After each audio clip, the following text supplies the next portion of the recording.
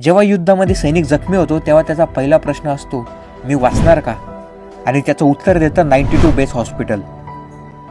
10 September 1942 रोजी दुसऱ्या महायुद्धाच्या काळात रावलपिंडी येथे 92 जनरल हॉस्पिटलची स्थापना झाली.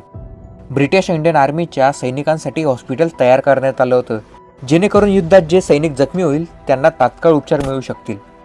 युद्ध संपल्यानंतर या हॉस्पिटलचं स्थलांतर बंगाल आणि नंतर जपानमध्ये झालं, जेथे ते ब्रिटिश कॉमनवेल्थ ऑक्युपेशन फोर्सचा भाग बनलेलं होतं. पण 1947 आणि 48च्या काळात भारत पाकिस्तान युद्धानंतर काश्मीरमध्ये मोठा संघर्ष सुरू झाला व भारतीय सैनिकाला एक विश्वासार्ह हॉस्पिटलची गरज होती.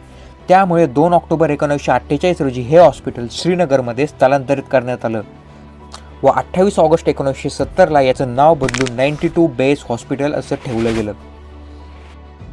हे एक 598 बेडेड मल्टी स्पेशालिटी हॉस्पिटल असून येथे सर्व सुविधा उपलब्ध आहे. पण याचं खरं सामर्थ्य म्हणजे तर येथील डॉक्टर्स. आर्मीचे सर्वात फाईन सर्जन येथे कार्यरत आहेत. ते दररोज कॉम्बॅट ट्रॉमा हाताळतात.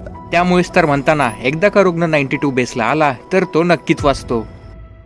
2014 जेव्हा श्रीनगरमध्ये महापूर आला होता तेव्हा एका 3 महिन्याच्या बाळाची कंडिशन बघून कुठलाही डॉक्टर रिस्क घ्यायला तयार नव्हता. तेव्हा आर्मीने हेलिकॉप्टर पाठवून त्या बाळाला 92 बेस हॉस्पिटलमध्ये आणलं व डॉक्टरांनी 12 तास अथक प्रयत्न करून त्या बाळाचा जीव वाचवला होता. 1965, 1971, 1999चं कारगिल युद्ध, या युद्धामध्ये हॉस्पिटलने महत्त्वपूर्ण भूमिका बजावली. या हॉस्पिटलने हजारो जखमी जवानांना नवजीवन दिलं आणि त्यासाठी काही डॉक्टरना विशिष्ट सेवा मेडल सुद्धा देण्यात आलं. या हॉस्पिटलमधील डॉक्टर जरी फ्रंटलाईनवर लढत नसले तरी त्यांचं योगदान कुठल्याही सैनिकापेक्षा कमी नव्हतं. जरी स्टोरी तुम्हाला आवडली असेल तर शेअर करा, लाईक करा, कारण सैनिकांनाही वाचवणारे खरे हिरो असतात.